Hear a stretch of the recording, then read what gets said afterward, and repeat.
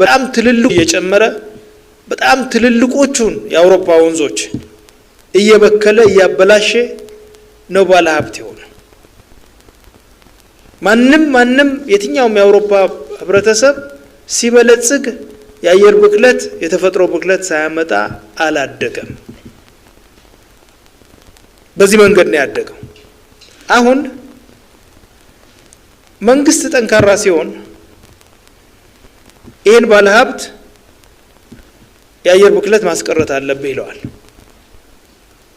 መንግስት ደካማ ሲሆን ባለ ሀብቱን ቁጥጥር ማያደርግበት ሲሆን ባለ ሀብቱ ለማትረፍ ሲል የፈለገው አይነት ጉዳት ይድረስ በአለም ላይ ማይጨነቅበት ሁኔታ ነው ያለው።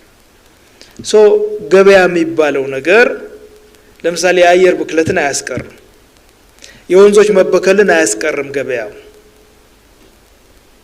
እንደዚህ አይነት በተፈጥሮና በሰው ልጆች ላይ ዘላቂ ጉዳት የሚያስከትል ነገር ሰርተ መበልጸግ ይቻላል። ስለዚህ ገበያው ማይመልሳቸው ነገሮች አሉ፣ ባለሀብቱ ማይፈታቸው ችግሮች አሉ። እነዚህን ችግሮች ለመፍታት መንግስት ያስፈልጋል።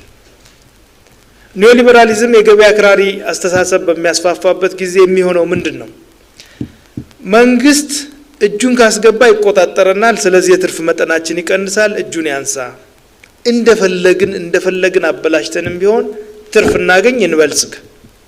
ስለዚህ መንግስት እጁን ማንሳት አለበት፣ ገበያው ሁሉን ነገር መወሰን አለበት፣ ባለሀብት ሁሉን ነገር መወሰን አለበት የሚል አስተሳሰብ ነው።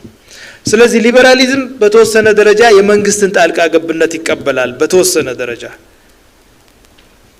ኒዮሊበራሊዝም የሚባለው መንግስት መጥቶ ትርፍ እንዳናገኝ ተቆጣጠረን፣ ትርፋችን አጋራብን፣ ስለዚህ መንግስት የሚባል ነገር ወደ ደካማነት ደረጃ መውረድ አለበት። ይሄ ነው መርሁ።